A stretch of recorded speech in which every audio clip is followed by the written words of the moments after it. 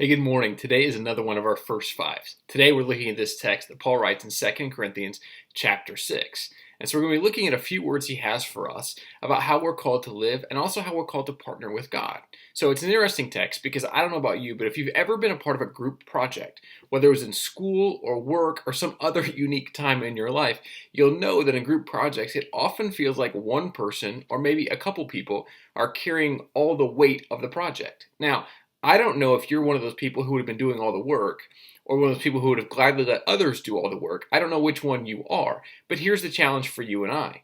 We're invited into God's work in the world as co-laborers, as people who work with God.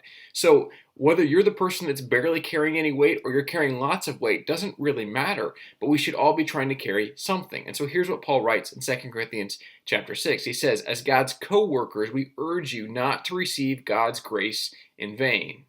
For he says, in the time of my favor, I heard you. In the day of salvation, I helped you. I tell you, now is the time of God's favor. Now is the day of salvation." Now, did you catch that first line?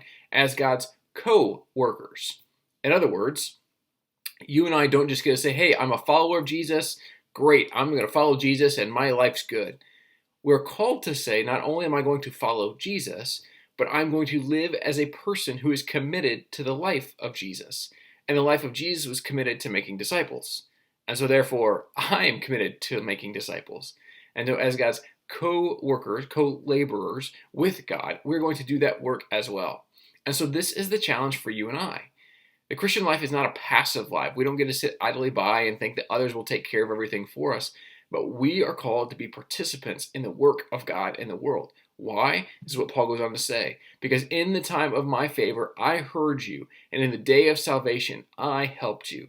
I tell you, now is the time of God's favor. Now is the day of salvation.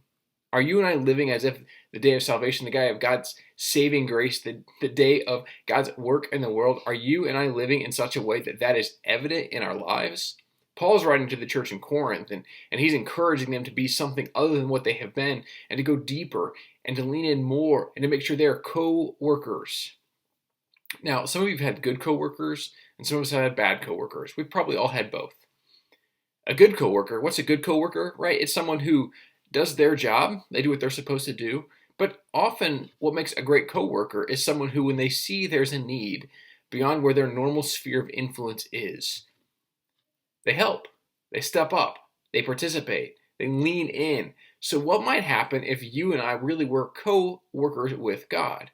What if when we saw things in the world that we could step in and we could help and we could be participants? What if we actually did? What if we were the type of people who said, hey, we want people to know the salvation of God. We want people to be so committed to following Jesus, to know the best life we can ever find is found in following him. What if you and I were so committed to that life, to that endeavor, that we became really good co-workers with God? That we were people who did the extra, the little things, the small things, the things that sometimes people don't even notice, but we know they are good and we know they matter. What if you and I lived like that?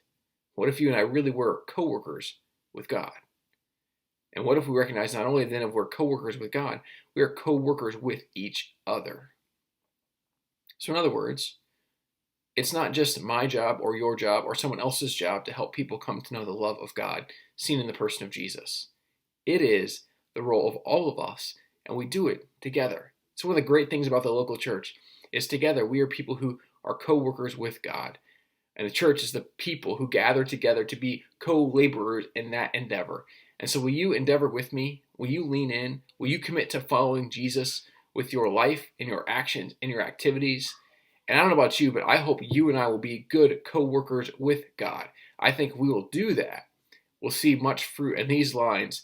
In the day of salvation, I helped you, as is quoted from the Old Testament, but this, I tell you, now is the time of God's favor. Now is the day of salvation.